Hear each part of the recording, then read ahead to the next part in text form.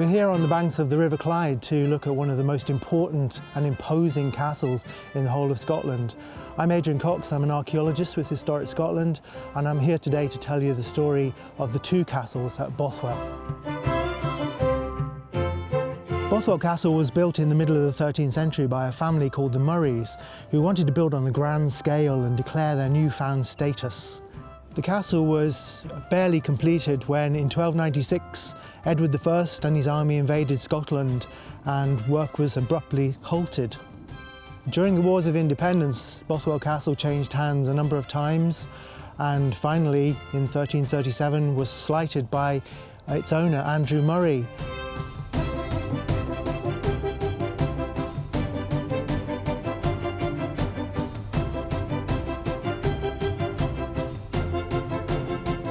The castle changed hands several times during the Wars of Independence. It was captured in 1296 and then again in 1299.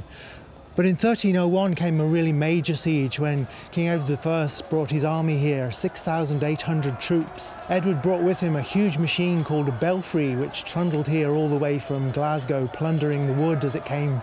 And then it took 3 weeks to besiege the castle, which must have been horrendous for those trapped inside.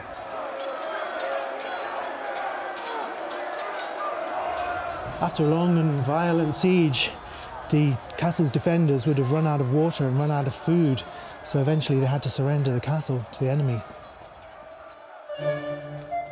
One of the castle's principal buildings is the Donjon Tower behind me. It dates from the mid-13th century, and it's an incredible fortress. It's 27 metres high, 20 metres in diameter, and has walls 5 metres thick, and this was the Lord's principal residence in the 13th century.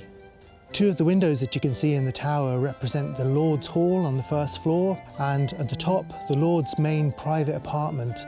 He also had access to wall walks along the top from which the castle could be defended by archers. In 1362, Archibald Douglas, the third Earl of Douglas, inherited the castle, and he set about repairing the castle that was so badly damaged during the Wars of Independence.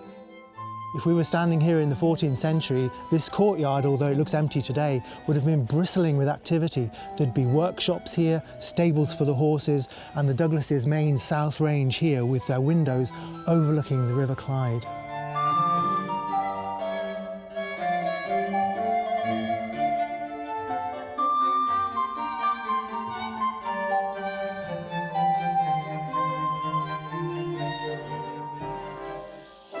We're now entering the Earls of Douglas's Great Hall. This is where they would have had their banquets, their wining and dining of their famous guests. And they had the Douglas Tower over here with its grand entrance and drawbridge. It's incredible to imagine that in this space there would have been lots of noise and banquets carrying on. People sat on benches being entertained by music from the Minstrels Gallery and all the time being served lavish food. And at the far east end, the Lord and Lady would have had their special place lit by what's called the dais window.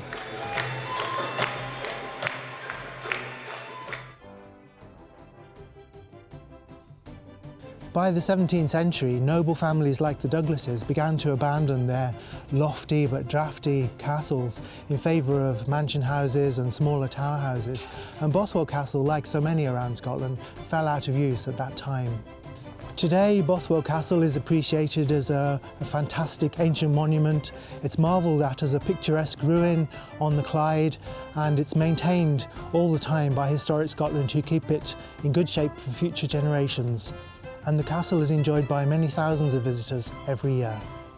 I hope you've enjoyed learning a bit about Bothwell Castle, one of Scotland's finest medieval castles and a real gem in Scotland's historic landscape.